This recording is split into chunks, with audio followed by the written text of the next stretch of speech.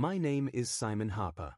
I'm 38 years old, and for the last year, I've lived alone in the farmhouse where I grew up, just outside Millfield, Oregon.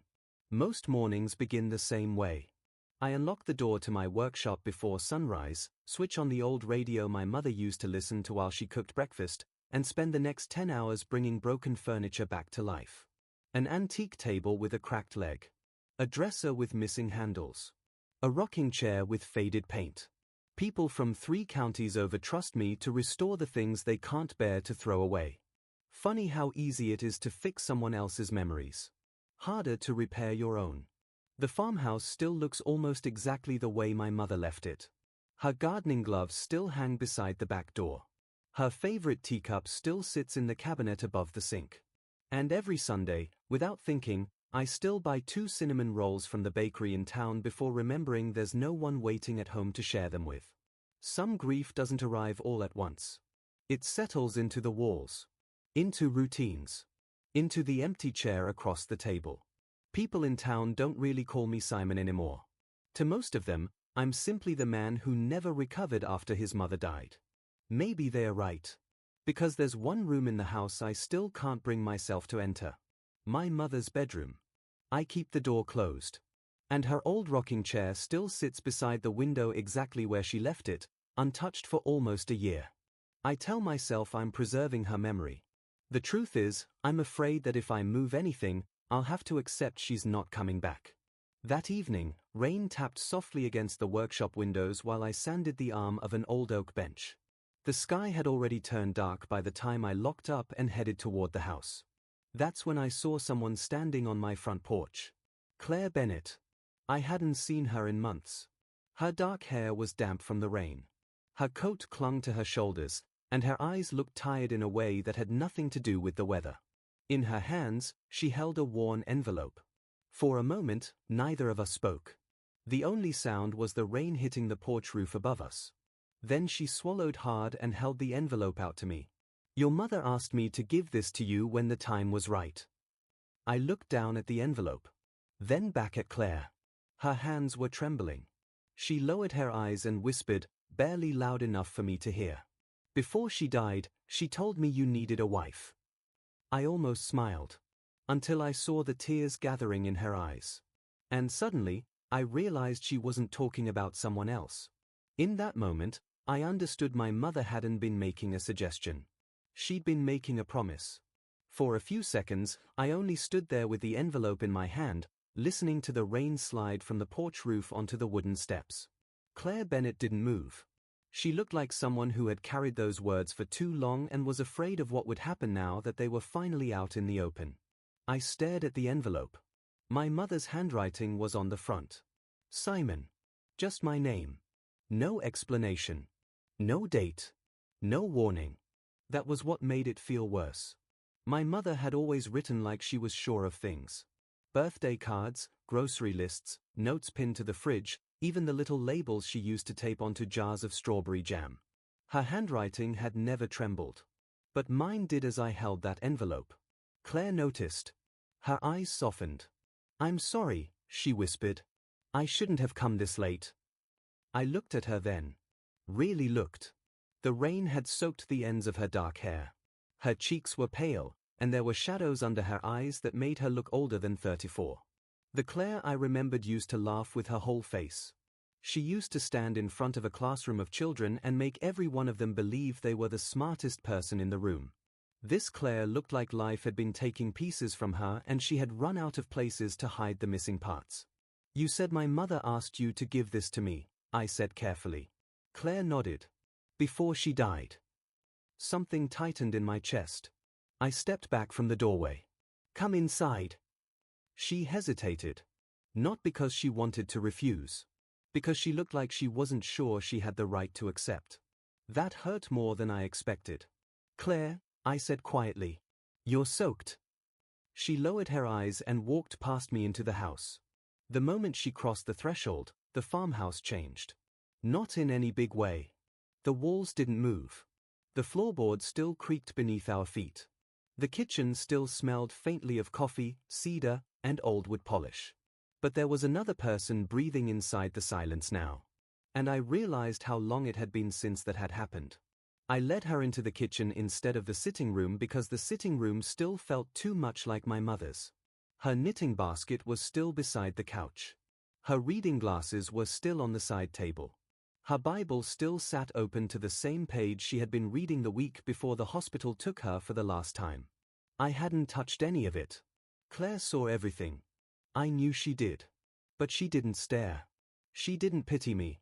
She only sat down carefully at the kitchen table, holding her wet coat closed with both hands. I put the kettle on because it gave me something to do. My hands needed a task. My mind needed a delay.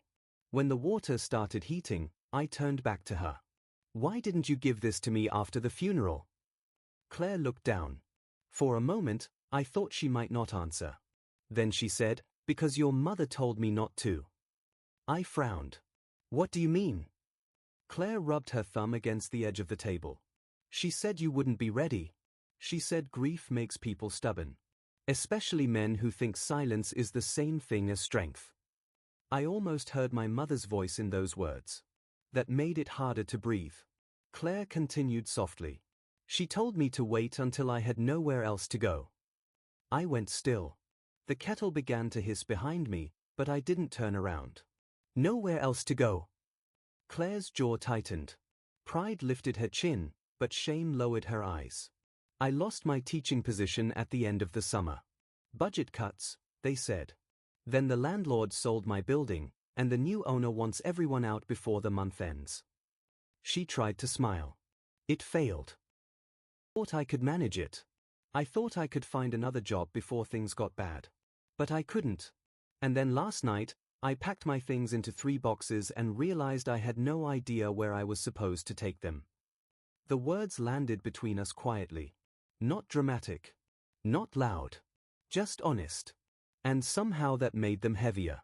I poured the tea without remembering when I had taken the cups from the cabinet. One of them was my mother's favorite. White porcelain with tiny blue flowers around the rim. I set it in front of Claire and only noticed what I had done when her eyes filled. "She used to drink from this one," Claire whispered. I looked at the cup. "Yes. Chamomile with honey," she said. My hand tightened around the second cup. "You knew that?" Claire looked up at me. "I was here more than you think, Simon." The room went quiet. Rain moved against the windows in soft, steady lines. I sat across from her slowly. "What does that mean?" Claire took a breath. "When your mother started chemotherapy, she didn't want you to know how bad it was. She said you already had too much on your shoulders with the workshop and the medical bills and trying to keep this place running." I stared at her. My mother had told me she was fine. Weak some days. Tired sometimes. But fine. Claire's voice lowered. "So I came by when you were working. Sometimes in the mornings. Sometimes after school. I made soup. Picked up prescriptions. Changed sheets when she was too tired to get out of bed." She swallowed hard. "Some days, I just sat with her while she slept." I couldn't speak. The house seemed to tilt slightly around me. All those months, I had thought I was the one carrying everything. I had thought I knew every painful inch of my mother's illness. But Claire had been there in the quiet parts. The parts my mother had hidden from me. "Why didn't anyone tell me?" I asked. The question came out rougher than I intended. Claire flinched a little, but she didn't look away. "Because she asked me not to. And because she said you loved people by trying to fix everything. She didn't want you to spend her last months fighting a battle you couldn't win." I pushed back from the table and stood. Not because I was angry at Claire. Because if I stayed still, something inside me might break. I walked to the sink and looked out into the dark yard. Beyond the rain, the workshop stood with one yellow light still burning above the door. My hands had restored hundreds of broken things in that building. Chairs with split backs. Cabinets with warped doors. Tables that had survived fires, floods, neglect, and years of being forgotten. But my mother had been dying across the yard. And I had not known how much she was hiding from me. Behind me, Claire spoke. "She wasn't trying to shut you out, Simon." I closed my eyes. "Then what was she trying to do?" "Protect you." A bitter sound almost left my throat. From losing her? No, Claire said gently. From blaming yourself for it. That silenced me. Because somehow, even after all this time, Claire had found the exact wound I had never admitted was there. I did blame myself. Not because I believed I caused the cancer. I wasn't foolish enough for that. But because my mother had wanted a full house. She had wanted grandchildren running through the kitchen, Sunday dinners with too many chairs pulled around the table, Christmas mornings with wrapping paper on the floor and someone calling her grandma before her hair turned completely white. Instead, she got me. A quiet son. A lonely farmhouse. A workshop that smelled of sawdust and regret. I had given strangers back their family heirlooms. But I had never given my mother the family she wanted. When I turned around, Claire was watching me with tears in her eyes. She never blamed you, she said. I tried to answer. Nothing came. Claire reached into her bag and removed a second envelope. Then a third. Then a fourth. She placed them on the table, one by one, like pieces of a life my mother had left behind. She wrote several letters, Claire said. Some for you. One for me. One for when you were angry. One for when you were ready to listen. I stared at them. My mother's handwriting looked back at me from every envelope. Simon, when he refuses help. Simon, when he thinks he failed me. Simon, when Claire comes back. My chest tightened around the last one. When Claire comes back. I repeated. Claire's fingers curled around the strap of her bag. She believed I would. Why? Claire looked away. For the first time since she had arrived, the old Claire appeared for half a second. Not in a smile. Not exactly. But in the fragile warmth that crossed her face before fear covered it again. Because she knew me better than I wanted her to. There was history between Claire and me. The kind nobody in town talked about because nothing had officially happened. We had grown up 3 houses apart. She was the girl who used to climb the apple tree behind the church faster than any boy in town. The girl who once punched Tommy Rakes in the shoulder because he laughed at the way I stuttered during a school play. The girl who sat beside me at 17 on the hood of my father's truck and told me she was going to leave Millfield one day, not because she hated it, but because she wanted to know who she was outside of it. At 24, she came back for the summer. I was already running the workshop by then. My father had died 2 years earlier, and my mother was beginning to lean on me more than she admitted. Claire had been teaching in the next county. She came by the workshop one afternoon with an old chair from her classroom and paint on her hands. We talked for 3 hours. After that, she kept finding reasons to stop by. I kept finding reasons not to ask her to stay. There had been one night at the county fair when she almost kissed me beside the Ferris wheel. Or maybe I almost kissed her. Even now, I didn't know which one of us had been more afraid. A week later, she took a permanent teaching job 2 towns away. I told myself it was for the best. She deserved someone lighter. Someone easier. Someone who didn't carry grief like a second spine. Years passed. We became polite strangers with shared memories. Until my mother got sick. Until Claire came back into the story quietly. And I had missed almost all of it. I sat down again. My voice came out low. What did she say in the letter for you? Claire's eyes dropped to the envelope still in my hand. She told me not to confuse needing help with being weak. I looked at her then. The rain. The old cup. The letters. The tired woman sitting across from me with nowhere to go and too much pride to ask for shelter. And suddenly I understood why my mother had waited until this moment. She had known Claire would come only when she was desperate enough to obey a dead woman's instruction. And she had known I would only listen if her words came through someone I could not easily send away. Do you need a place to stay tonight? I asked. Claire stiffened. I didn't come here for charity. I know. I can sleep in my car if I have to. I know. Her eyes flashed then, wounded and proud. Then why ask? I leaned forward, keeping my voice quiet. Because my mother didn't raise me to let a woman who cared for her sleep in a car in the rain. Claire's mouth trembled. She looked down quickly, but not before I saw how close she was to breaking. I don't want to be a burden, she whispered. The words struck me harder than they should have. Maybe because I had said them myself once. Maybe because grief makes people fluent in the same language. I pushed the envelope gently across the table toward myself and slid my thumb under the flap. Claire drew in a sharp breath. "Simon, you don't have to read it now." But I did. I had spent a year avoiding my mother's bedroom, her chair, her Bible, her absence. I could not avoid her handwriting too. The paper inside smelled faintly of lavender. My mother always tucked lavender sachets into drawers, closets, books, anywhere she thought sadness might settle. I unfolded the letter carefully. For a moment, the words blurred. Then I forced myself to read. "My dear Simon, if you are reading this, then Claire has found the courage to come back, and you have found the sense to let her inside." I almost laughed. A broken little sound. Claire covered her mouth with one hand. I kept reading. "I know you, my son. You will think this is another thing you failed to fix. You will think I left this world disappointed because you did not marry, did not give me grandchildren, did not fill this house the way I used to dream. But listen to me carefully. You were never my disappointment. You were my greatest blessing." My throat closed. The kitchen disappeared for a moment. There was only her voice in my head, warm and firm and impossible to argue with. I read the final lines slowly. "You have spent too long believing love is something you must earn by being useful. It is not. Love is not a debt, Simon.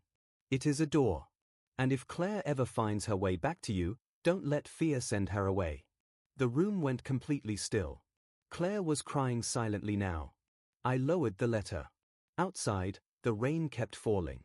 Inside, my mother's words sat between us like a hand placed gently on both our shoulders. For the first time all year, I wondered if the closed rooms in this house were not the only things waiting to be opened. The next morning, I woke before sunrise. For a few seconds, I forgot Claire was in the house. Then I heard movement downstairs. A cabinet door opening. The soft scrape of a chair against the kitchen floor. The farmhouse sounded alive. I lay still, staring at the ceiling while something unfamiliar settled in my chest. Not happiness. Not yet.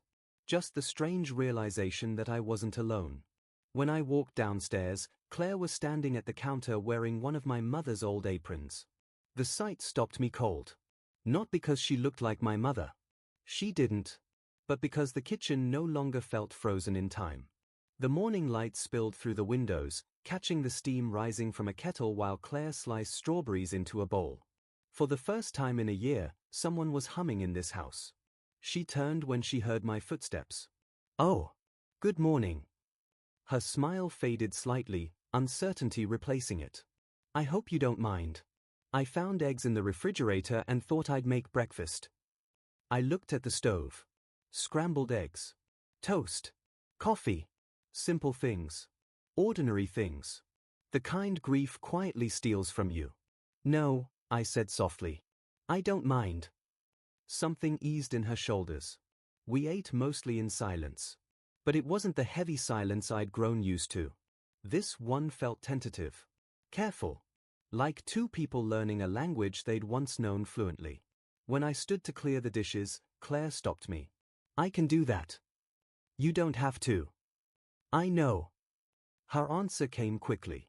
Too quickly. As though she needed me to understand the difference. Needed me to know she wasn't earning her breakfast. I nodded. "Okay." That morning, she followed me across the yard to the workshop.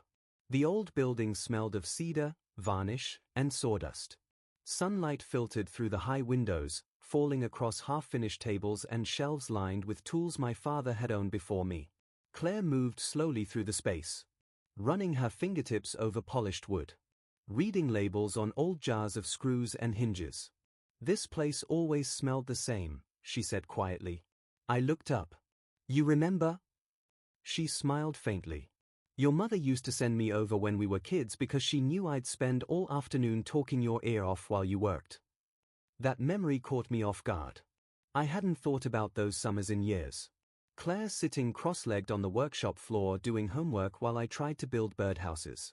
The two of us racing bikes down the dirt road behind the church. Her laughing when I accidentally painted my own hand instead of the chair I was restoring. Back then, Loving her had seemed simple. Back then, I'd believed there would always be more time. "Can I help?" she asked. I looked around the workshop. For months, paperwork had piled up on my desk. Online orders sat unanswered. Invoices waited in stacks.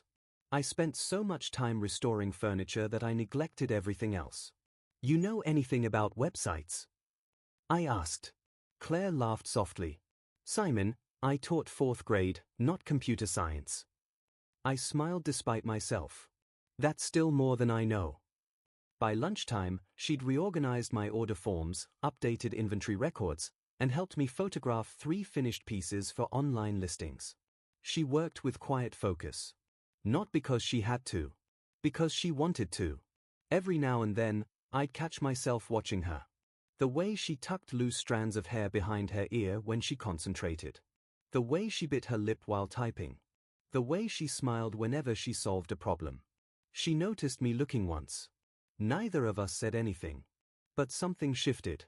Small. Dangerous. Hopeful. That evening, we cooked dinner together.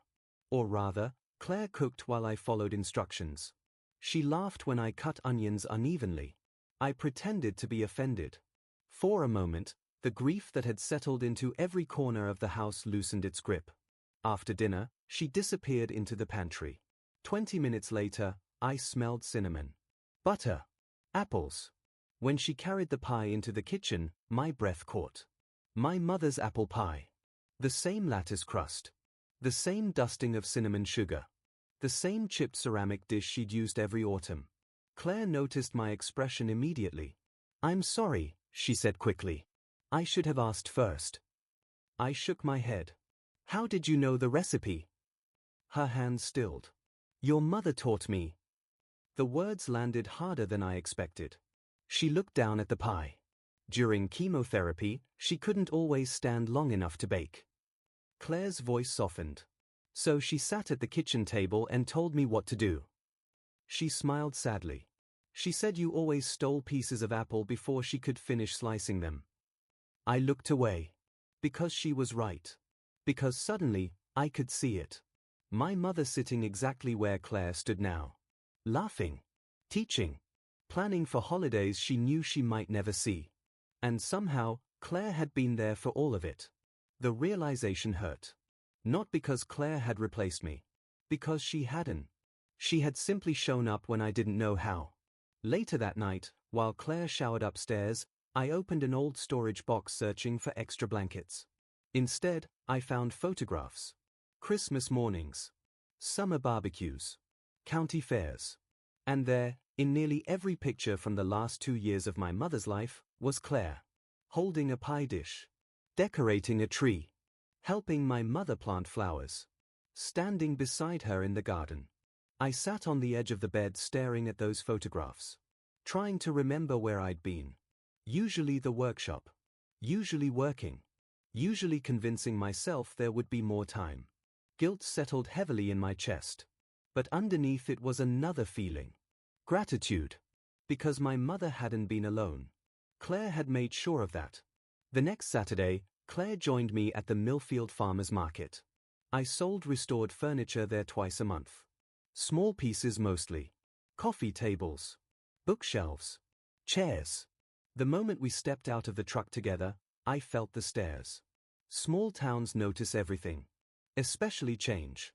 And Claire walking beside me was definitely a change. Mrs. Parker from the bakery smiled too brightly. Tom Willis raised his eyebrows. 2 women near the flower stand stopped talking when we passed. Claire noticed. Of course she did. Her shoulders tightened. I wanted to tell her not to worry. But I knew better. People in Millfield loved stories. Especially stories they invented themselves. Halfway through the morning, a black SUV pulled into the square. Every conversation seemed to pause. Victor Langley stepped out. Tall. Expensive coat. Perfect smile. The kind of man who shook hands like he was already closing a deal. Victor owned half the new developments around town. For the last 3 years, he'd been trying to buy my land. Every offer came with more money. Every refusal made him less polite. When my mother got sick, he visited twice. He said he wanted to help. What he really wanted was the farmhouse. The workshop. The acreage behind it.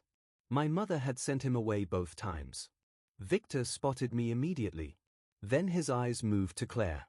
Something unreadable crossed his face. Interest. Calculation. Recognition. He walked toward us. "Simon Harper," he said smoothly. "It's been a while." "Not long enough." His smile widened. Then he looked at Claire. "Claire Bennett. I heard you'd moved back." Claire's expression tightened. "Temporarily." Victor nodded slowly, as though filing that information away. "I see." His gaze moved between us. The silence stretched half a second too long. Then he turned back to me. "You should stop by my office sometime." "I already know my answer." Victor glanced toward the farmhouse brochure sticking out of his leather portfolio. Then back at me. His smile remained perfectly in place. Only his eyes changed. "Your mother understood practical realities better than you do." I felt Claire stiffen beside me. Victor lowered his voice. Just enough for only us to hear. "She knew this place wouldn't survive without help." He looked around at my weathered truck. My modest display. The workshop logo painted by hand years ago. Then he met my eyes. "Neither will you." And just like that, he walked away, leaving his words behind like a storm cloud gathering over clear skies. I watched him disappear into the crowd. Beside me, Claire wrapped her arms around herself. For the first time since she'd come back, doubt crossed her face. Not fear. Something worse. The fear that maybe she had returned to a life already falling apart. And standing there in the middle of the market, I couldn't stop wondering something I hated myself for thinking. Had Claire come back because she loved me? Or because she had nowhere else to go? Victor Langley's words followed me home. Not because they were new. Men like Victor had been telling me the same thing for years. That the farm wasn't practical. That the workshop wasn't sustainable. That sentiment didn't pay bills. Usually, I could ignore it. Usually, I buried myself in work until the noise faded. But this time was different. Because when Victor looked at me that morning, he hadn't just seen land. He'd seen Claire. And somehow, that made his interest feel personal. The drive back to the farmhouse was quiet. Claire stared out the passenger window at the rolling fields, her hands folded tightly in her lap. I kept both hands on the wheel. Twice, I almost said something. Twice, I changed my mind. The truth was, I didn't know how to ask the question that had been sitting heavily in my chest since Victor walked away. Did you come back because of me? Or because you had nowhere else to go? By the time we reached the farmhouse, the sun had started to sink behind the hills. Claire climbed out of the truck and headed toward the porch. Then she stopped. There was an envelope taped to the front door. She frowned, pulled it free, read the first line, and went completely still. I walked up beside her. "What is it?" She tried to fold the paper before I could see it. Too late. Final notice of vacancy. Her apartment building had officially changed ownership. All remaining tenants were required to leave within 10 days. Claire lowered the paper slowly. "I thought I had another month." Her voice sounded distant, like she was speaking from somewhere far away. I took the notice from her hands and read it again. The language was cold. Legal. Efficient. 10 days. 10 days to pack up an entire life. 10 days to figure out where to go next. 10 days to pretend you weren't scared. Claire laughed softly. The kind of laugh people make when they are trying not to cry. "I guess I should be grateful they gave me notice at all." I looked at her. Really looked. At the exhaustion in her face. At the pride holding her together. At the way she wrapped her arms around herself when she thought no one was paying attention. "You don't have to go anywhere," I said. She shook her head immediately. "Simon. I mean it. I can't just move in here." "Why not?" "Because people talk." I almost smiled. Not because it was funny. Because it was true. Millfield had fewer than 4,000 people. Nothing stayed private for long. Especially not grief. Especially not loneliness. Especially not a man and a woman living under the same roof. Claire looked away. "They already think enough of me." That was the first time she'd said something like that. Not afraid. Ashamed. I hated hearing it. What do they think? I asked quietly. Her jaw tightened. That I stayed close to your mother because she needed help. She paused.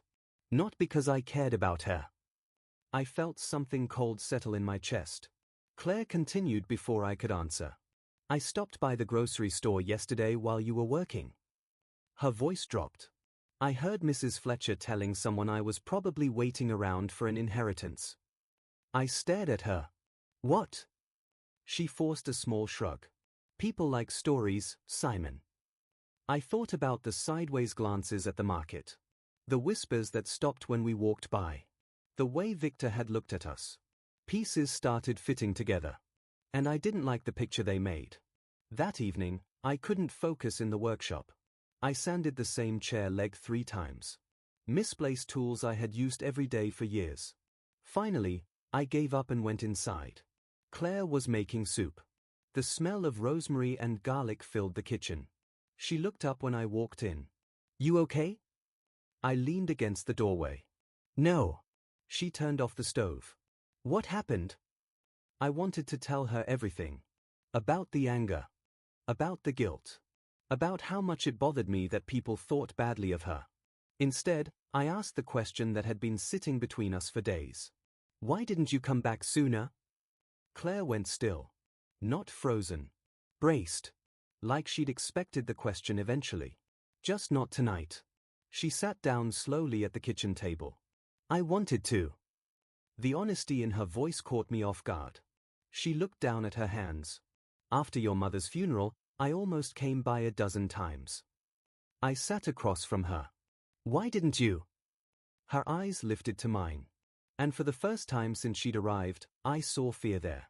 Not fear of losing her job. Not fear of being homeless. Something deeper. More personal. Because I knew how you looked at me when we were younger. My chest tightened. Claire swallowed. And I knew how you stopped looking at me after your father died. I wanted to argue. To explain. But she wasn't wrong. After my father died, I buried myself in responsibility. The workshop. The bills. My mother. Dreams felt selfish. Love felt like a luxury. Claire gave me a sad smile. When I came back that summer after college, I thought maybe. She stopped. Tried again. I thought maybe there was still something between us. I remembered the county fair. The Ferris wheel. The moment that almost happened. The one I'd spent years pretending not to think about. But you never said anything, she whispered. So I told myself I'd imagined it. The kitchen felt very small suddenly. The space between us somehow too close and impossibly far. I didn't know how, I admitted. Claire nodded slowly. I know. The words hurt because they carried no anger. Only understanding. And when your mother got sick, I came back because I loved her. She paused. Then added quietly. And because I never really stopped caring about you. My breath caught. Claire looked away immediately. Embarrassed by her own honesty. I didn't tell you because I thought it would make things harder. She laughed softly. Then after she died, I stayed away because I thought you deserved someone who wasn't carrying around old feelings. Silence settled between us. Not awkward. Not empty. Full. Full of everything we'd never said. Finally, Claire looked back at me. Her eyes were bright with tears. Why do you trust me so easily? The answer came before I could think about it. Because my mother did. The words landed between us with quiet certainty. Claire closed her eyes briefly. As though hearing that mattered more than she expected. Maybe it did. Maybe grief had made us both forget that trust is sometimes inherited. My mother had trusted Claire with her illness. Her fears. Her final wishes. And somewhere along the way, she trusted her with me. Claire wiped at her eyes. Then stood to finish dinner. I wanted to stop her. Wanted to tell her not to move. Not to break whatever fragile thing had formed between us. But fear still lived inside me. Fear of wanting too much.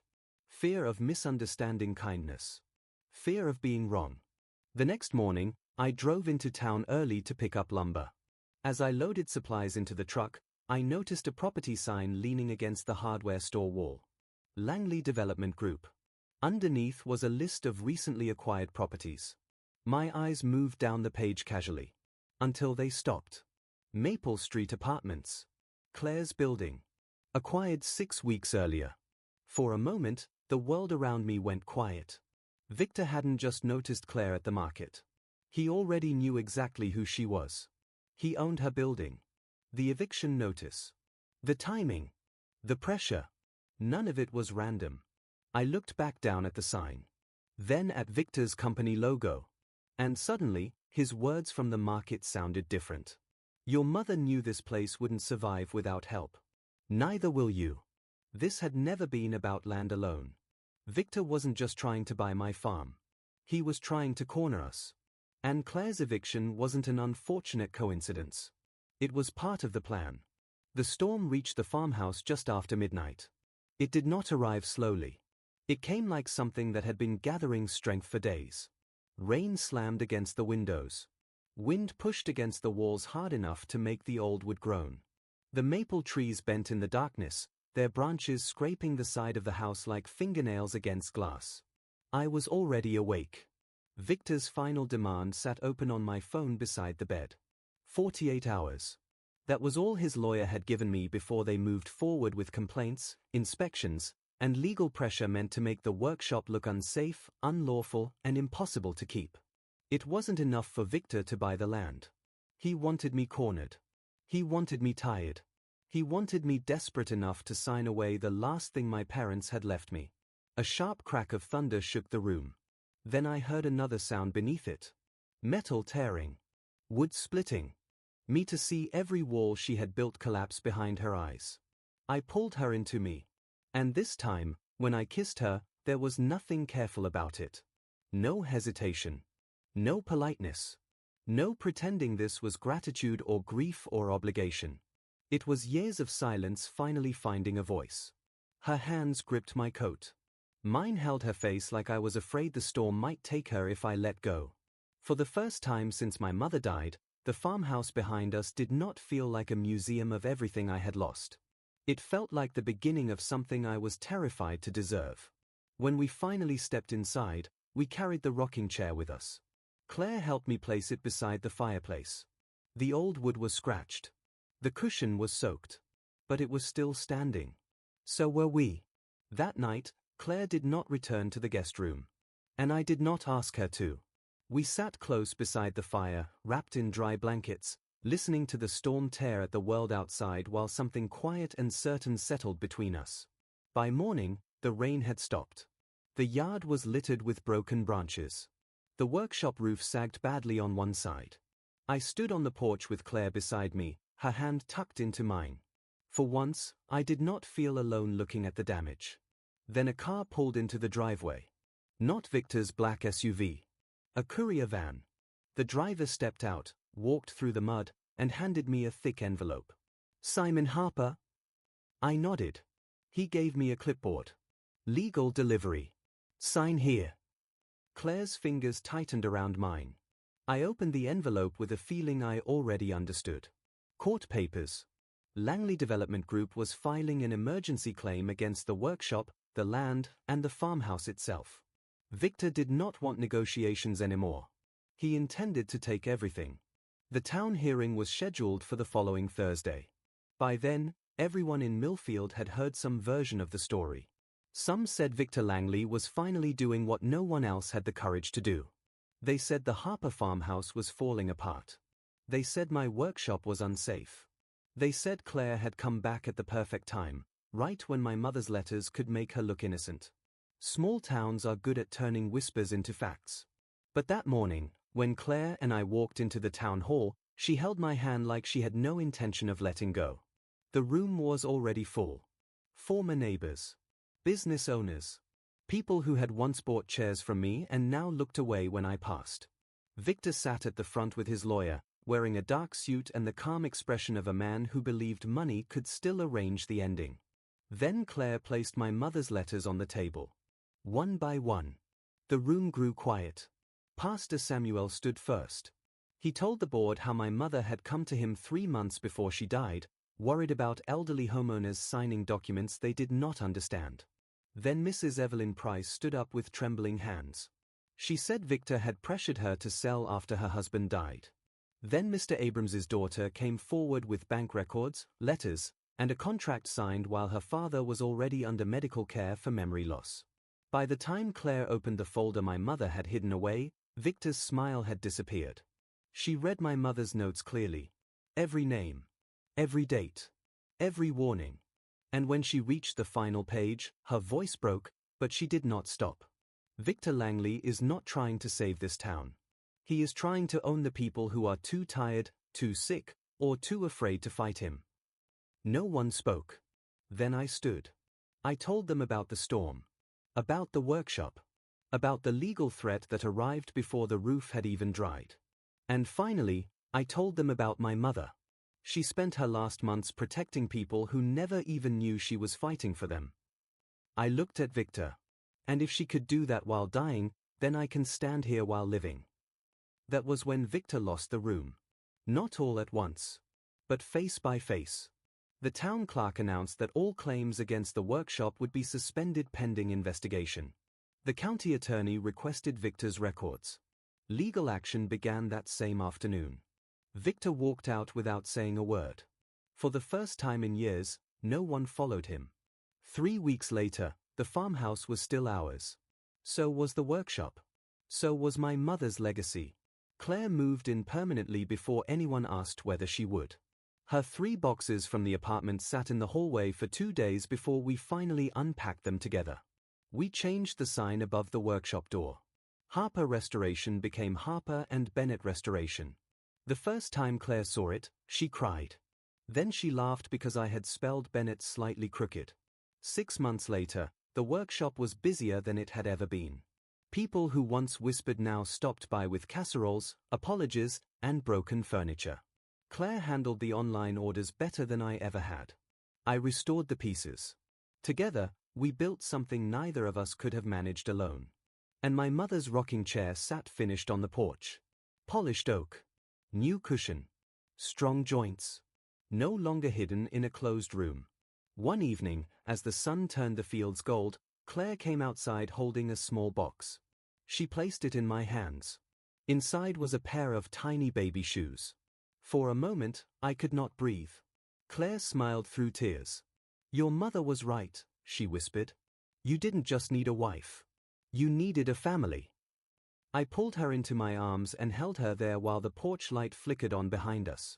Later, we sat side by side in the quiet evening. Claire rested her head on my shoulder. My hand covered hers. And for the first time since losing my mother, the house did not feel empty. It felt waiting. Waiting for laughter. Waiting for footsteps. Waiting for the life my mother had somehow seen coming before either of us believed it was possible. I looked at the rocking chair beside us and finally understood. My mother thought she was leaving me a house. Instead, she left me the person who would make it a home.